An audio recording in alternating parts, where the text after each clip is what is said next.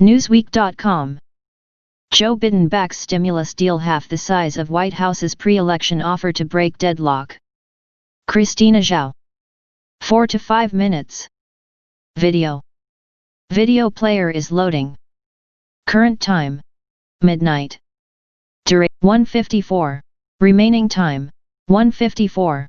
Heroes vs. Heels Act: how stimulus packages differ ahead of second coronavirus relief aid. President-elect Joe Biden on Wednesday threw his support behind a $908 billion bipartisan stimulus proposal that's roughly half the size offered by the Trump administration during negotiations with Democrats before the 2020 election. A coalition of Republican and Democratic senators, including Susan Collins of Maine and Joe Manchin of West Virginia, unveiled the proposed bill on Tuesday as a middle-of-the-road compromise to address the economic fallout of the pandemic that has left Americans struggling to pay for basic necessities. Biden backed the measure this afternoon, shortly after Democratic leaders indicated their willingness to take the deal in an effort to deliver quick relief. The former vice president said the developing $908 billion aid package wouldn't be the answer, but it would be the immediate help for a lot of things. President-elect Joe Biden speaks during an event to name his economic team on December 1, 2020 in Wilmington, Delaware. Alex Wong/Getty.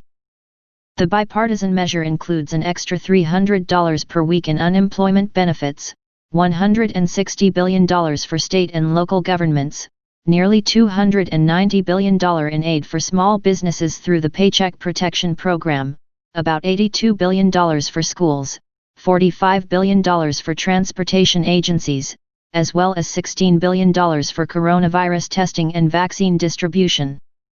The price tag attached to the package is almost double the $500 billion targeted package proposed by Senate Majority Leader Mitch McConnell and less than half of the $2.2 trillion that House Speaker Nancy Pelosi has demanded.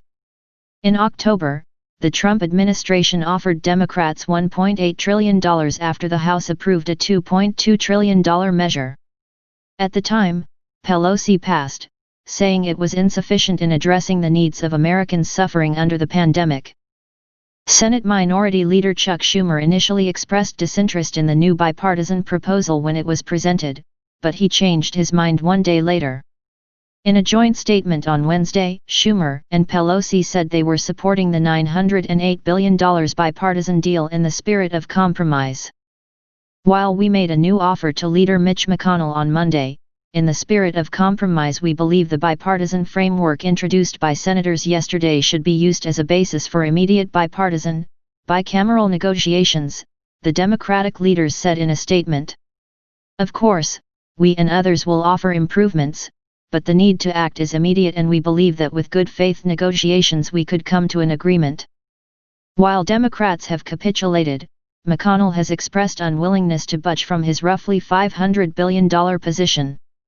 On Tuesday, McConnell rejected the bipartisan deal and unveiled a slightly tweaked, $550 billion version of a targeted proposal that had already been blocked twice. Democrats and Collins quickly indicated resistance to a draft of McConnell's plan. If it's identical to what McConnell brought forth this summer, then it's going to be a partisan bill that is not going to become law, Collins said. And I want a bill that will become law.